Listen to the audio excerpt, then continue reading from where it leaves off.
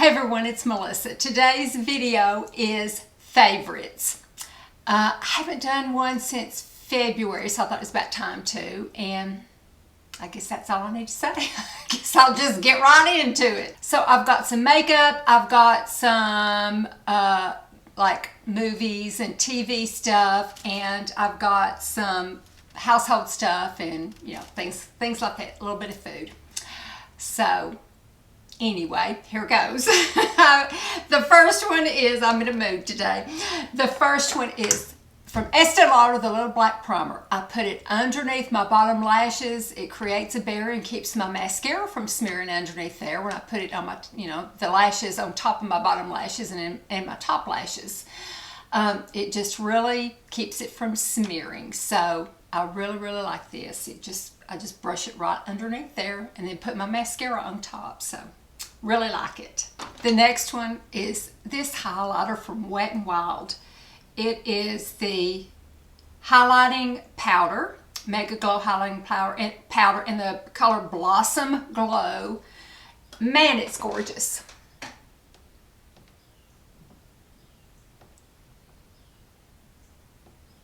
It is just the right amount of glow without looking like a, glow ball or something, or disco ball, but it adds some sheen to your face without looking greasy. I really like it. I just think it's a really pretty highlighter, and you just can't beat the price at all.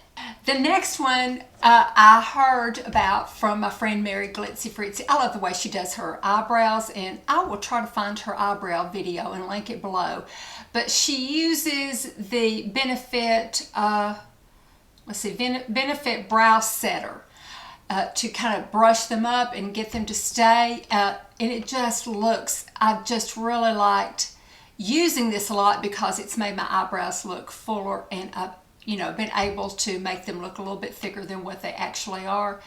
But I really like this a lot. So I appreciate Mary mentioning it. The next one is this palette. The palette that I have on is the Urban Decay Wild, is it Wild? Yeah, the Urban Decay Wild Greens. And while I really like it, I have it on today. The one that I have wore last month the most, and the month before that, was from Juvia's Place. It is the Warrior 2 by Juvia's Place. Now it came with one of the discs, eyeshadow discs, completely broken and shattered, so it got all over the place and it has stained it. I can't get it off now, but that's okay. It has another dark color to it, and you can see where it got all over the place, but that's okay. It's fine. This is where it was. But see, I've got another dark one right here, but oh, it's gorgeous, and it's just so generous, the amount that you get. It's just a beautiful palette. I didn't care enough to even notify Ulta, and it wasn't Juvia's Place's fault. It wasn't, I guess it wasn't wrapped properly, and it had broken.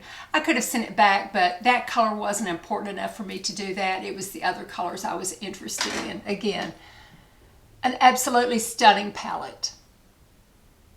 And to kind of go with that, I alternated lipsticks. The one that I have on now that I used a lot was Kindness from BK Beauty.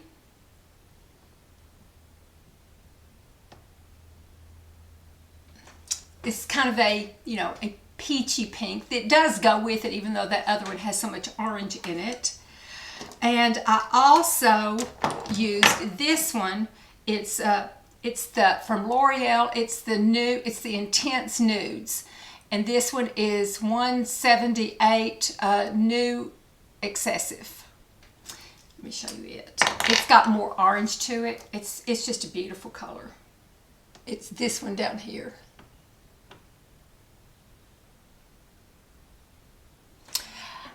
Love it. Now, and it's a good price too. The thing that I don't like quite as much about it, when you put it on, there's a little notch here and a little, another corresponding notch there, and you've got to get it lined up just right and click it on. That annoys me a little bit. I just would like to just throw it on, but you have to make sure it's lined up. But other than that, it's just a beautiful shade. So those are my lipsticks that I really enjoyed wearing with the Juvia's Place palette. I think that's all the makeup. Okay, sort of household food type things. I have a lot of nausea, you know, with the Crohn's, and so that got me this, and boy, do I really like it. It's Tazo. I don't know if that's how you pronounce the name of the company, but it's the organic spicy ginger herbal tea, and you know, it's got licorice root in it, some citrus, and some ginger. But if I'm getting a little queasy, I will make me a cup of this, and it really, really helps settle my stomach down. It does a good job. But I've also used it in tea bags with regular tea bags to make iced tea, and I did that for my family, and they loved it. They loved that zing of ginger in their iced tea, and it was really, really a big hit. So that I want to keep this. I'm going to find out. Doug, like I said, Doug got it, I think, when he was down in Chattanooga one time. So I'm going to have to find a place to order that because I don't think we carry it in our local store, but I love this. The next one I'll have to put a picture of because I don't have an empty carton. We have two grocery stores in town, and they both have started carrying Panera Bread soups. They come in these little cartons, and they're enough for at least 2 servings. But I'm gluten-free, so they have several that are gluten-free. Be sure you look on the label because not all of them are. But their tomato soup is, and I had missed eating tomato soup. I hadn't found one that was as good as just good old Campbell's, but Campbell's has wheat in it. So when I found this and tried it, it's just so good. They have I think an autumn squash one that is really good. Their baked potato soup is really good. Just several that are gluten-free, but you have to look, you know, to make sure, because probably about half and half of them are gluten-free, but it will say it on there, or look at the ingredients. But those soups have really, really, really just been wonderful to eat, especially during this winter, and I continue to eat them in the spring. I love a good tomato soup. That's my favorite soup. So did want to talk about that.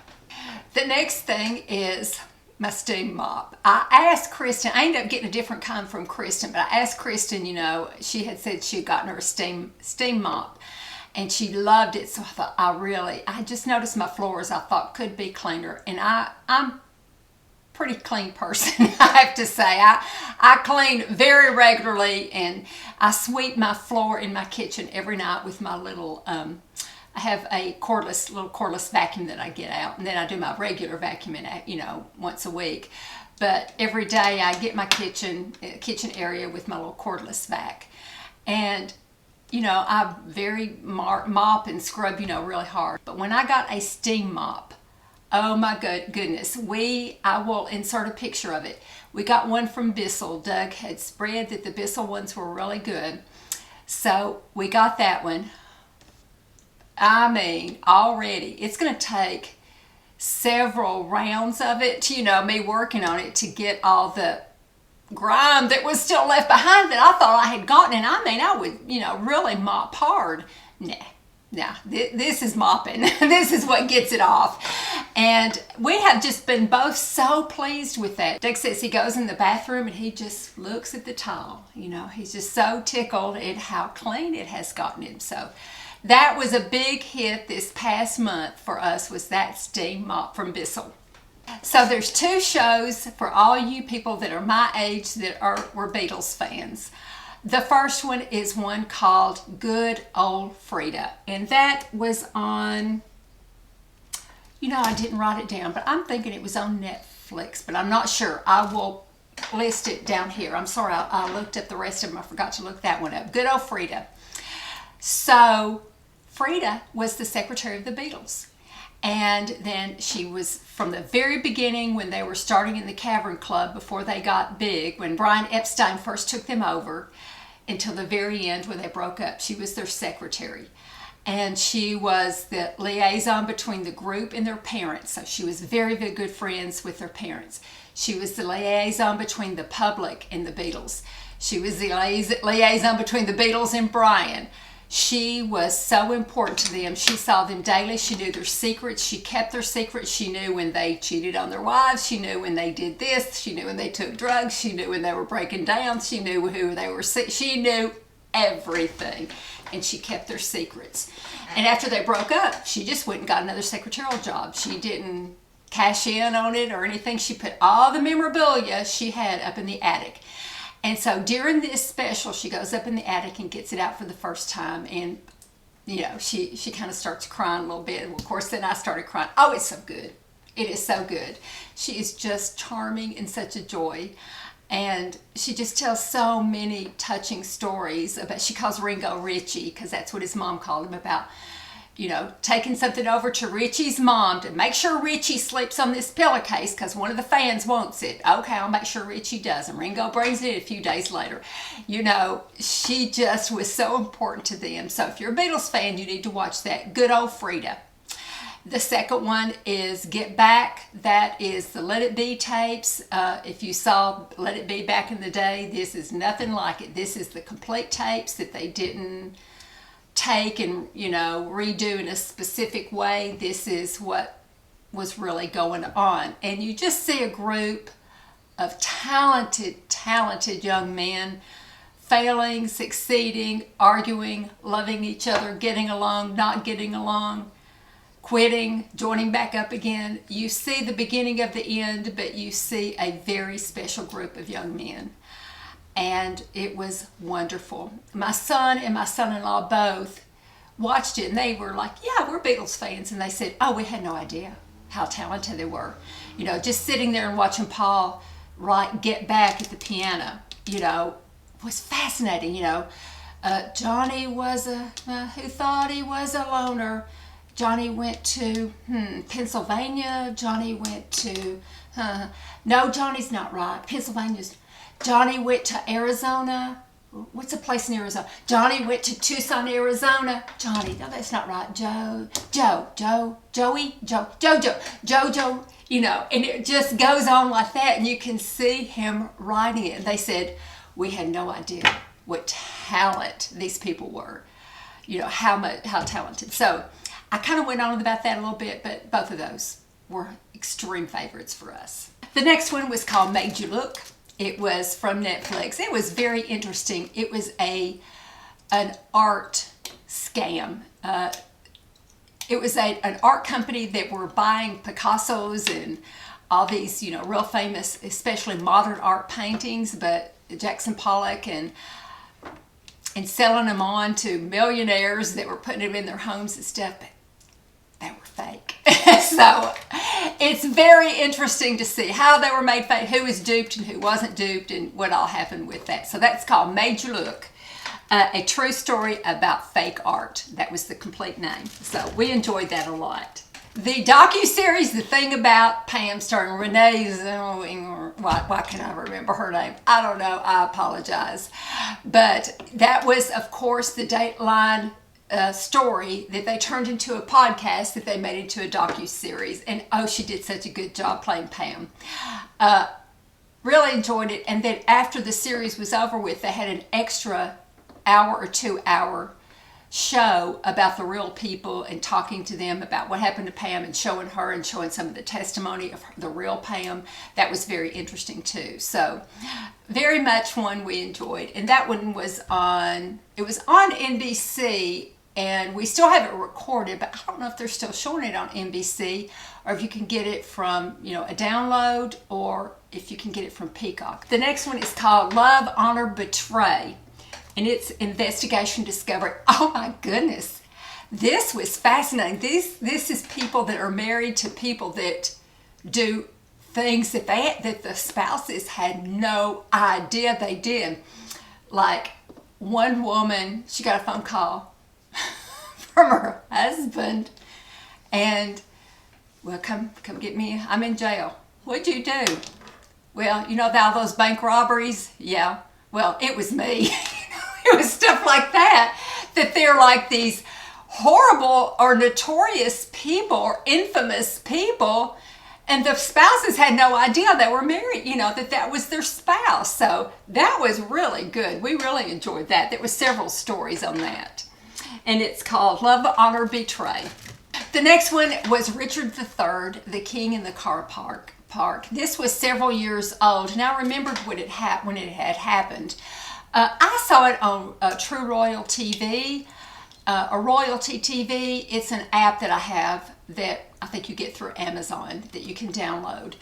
But I like that app because I get a lot of English history from that. This was in the car park in the UK where they found the remains of Richard III, and they excavated it, and it just shows all that they went through, the DNA. They found a descendant of Richard III, and they, tested the DNA against the bones that they found, the remains that they found, and the person, the living relative. So that was very interesting. I enjoyed that a lot. Doug and I both did. The next one was, I always have trouble with remakes of Agatha Christie because they always get it wrong. They always mess it up. And her stories were just brilliant the way they were. I don't know why they don't stay true to tone. But anyway, this one is Why Didn't They Ask Evans? It is on BritBox. It was good. Hugh Laurie, who is House on House, he wrote the screenplay and directed it, and he has a role in it too. He did a good job. It was very entertaining. That was a book that I hadn't read a whole lot, so I couldn't record a lot of it. I mainly had, read over and over again the Poirot or the Miss Marple ones and some others. But Evans was one I hadn't read. I had only read it one time, so I didn't remember a whole lot about it. Therefore, I probably enjoyed it more. But it was very well done, I thought, and very entertaining. Doug liked it a whole lot. He was like, what's going to happen next? Let's hurry up and watch it. He was very on the edge of his seat, and I was too. It was very good. Why Didn't They Ask Evans? The last show was also on BritBox. It was season 3 of The Bay. We had watched the previous 2 seasons, and I think this one was the best. Doug did too. It introduced a new character. Some things had happened before, and they sort of tied it up a little bit in season 2, and a new character was introduced. So we really enjoyed it a lot. We liked the new character, and we liked the direction of the show. Like shows like Vera, they have a different crime every week. With The Bay, it's one crime that goes the whole season. And in the last episode, you find out who did it. It was well done. We really enjoyed it. They did some backstories with the characters and with the new person and stuff. It was really good. So that's season 3 of The Bay. And the last thing is something that I have gotten so addicted to. That is Wordle. W-O-R-D-L-E. It's just that stupid little game that it's through the New York Times. But you get 6 chances to guess the word of the day. And they have, I think it's a 5-letter word, and then they have a box and you type in your word. And they tell you which word is correct, and if it's in the correct place. And if it's in the correct place, it's green. If it's not in the correct place, but it's still in the word, it'll be kind of yellow, I think. If it's not in the word at all, it will be gray. It'll be gray. And so you get 6 chances to guess this word. I have just gotten so caught up in it that I will stay. A new one comes out at midnight, so I'll stay up till midnight every night pretty much to hurry up and do my Wordle for the next day. But I love that. I've gotten so addicted to that. I think a lot of people across the country have too, but Wordle, it's great. So that's everything. Let's see, I'm running over a little bit. Thank you so much for watching this. I appreciate it. I always enjoy doing favorites so much. I enjoy watching other people's favorites. It makes me grateful. It makes me realize, I don't know, the fun things that have happened for the month, and concentrating on the positive instead of some negative things. So that's always good.